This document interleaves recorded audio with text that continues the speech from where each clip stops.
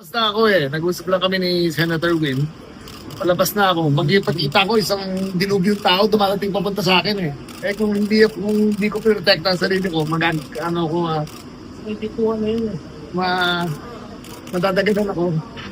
So I had to protect myself kasi siguro there were mga 50 sila Diba? Pupunta ako dito para mag-confer lang kay Senwin regarding security procedures. Nung paalis na ako, biglang nagdilubyo na rito, I just had to protect myself. There was no exchanges, there was no punches, wala naman, hindi ko na nasaktan. But I didn't know, hindi ko alam na parating sila, diba?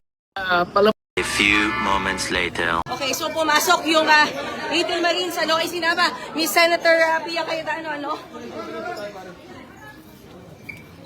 Sige. Okay. Buka.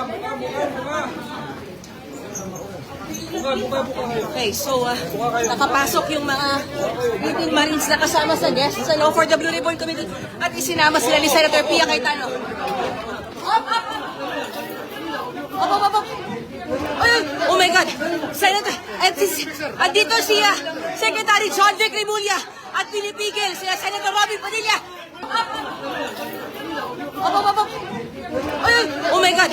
Senator! At dito si Secretary John Vic Remulla at pinipigil si Senator Robin Padilla.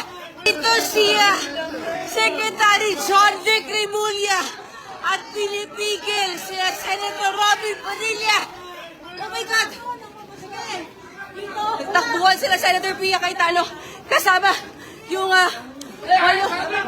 labing walong Marines, kasama ko si Senator Robin Padilla. Sinasarahan kami ng pinto. Aray! Okay. Kasama ko si Senator Robin Padilla. Sir, what's happening? Oh my God. Sir. Thank you, sir. Thank you. Senator Robin, anong nangyayari po? Okay lang yan. Okay. So, kagit-gitan sa likod, sa ilalim, sa baba dahil hinarang ni Secretary John Vic Remulla sila Senator Pia Cayetano at Senator Robin Padilla. Nandito po ba sila? Sila na lang magsalita. Okay. So, mga kapatid, nagkagit-gitan sa first floor dahil May pasok po ba?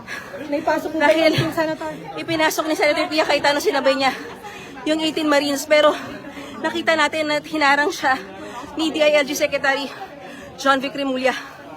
So, nakita natin na hinarang siya ni DILG Secretary John Vic Remulla.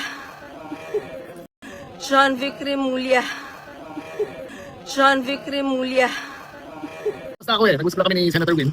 Palabas na ako. Pagkita ko, isang dilubyong tao dumarating papunta sa akin kung hindi ko protect ang sarili ko, madadagadan ako. So I had to protect myself kasi siguro there were mga 50 sila Diba? Pupunta ako dito para mag-confer lang kay Senwin regarding security procedures. Nung paalis na ako, biglang nagdilubyo na rito, I just had to protect myself. There was no exchanges, there was no punches, wala naman, hindi ko na nasaktan. But I didn't know, hindi ko alam na parating sila. Diba? Gago!